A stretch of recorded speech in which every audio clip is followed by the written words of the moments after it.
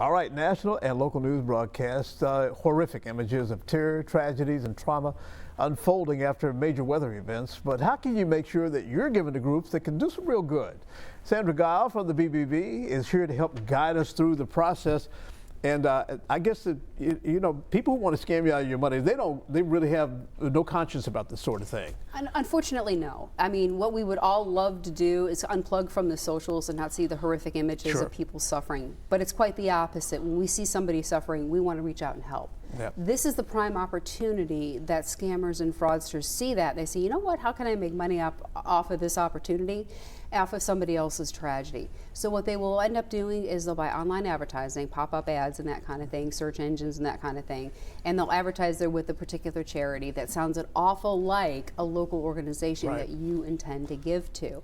So really, in the wake of this past week's tragedies with the tornadoes in the Virginia Beach and everything else that may even crop up in the future, if you want to help, go to the legitimate organizations by checking them out first before you give to that particular organization. Yeah, it may not help. It may not be a bad idea to, even if you hear from somebody like us, like Local 12, because somebody may assume a name that's similar to what we have said.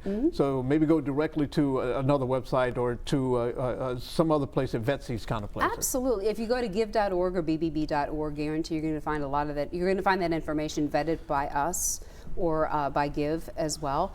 And the other point it really needs to be stressed is that there's a lot of good information that's out there, but there's also a lot of not so good information out there. And there's a lot of charities that pop up online, like a lot of GoFundMe accounts. Yes. The big warning there is that if you don't know the person behind that GoFundMe account, ask a lot of questions. Sure. And if you know somebody who knows that person behind that GoFundMe account, still ask a lot of questions to make sure that that money is going towards that cause to help the people involved in that tragedy. Yeah, some of your well-intentioned friends may share some bad, bogus information. Yeah, unfortunately, it's like the old game, the telephone game, where the message ends up one way and then is completely garbled at the end. Oh, yeah. The same is true with a lot of internet websites or information passed down from one person to another. So really be careful during this time, whether it's a weather tragedy, whether it is another type of tragedy, and where you get your source from. Yeah, be compassionate, but be smart. Oh, absolutely, yeah. Let that logic kick in before that emotion overrides and that desire to help. It's not a bad thing to want to help. Just make sure your facts are correct. What were those two websites again? BBB.org and give.org.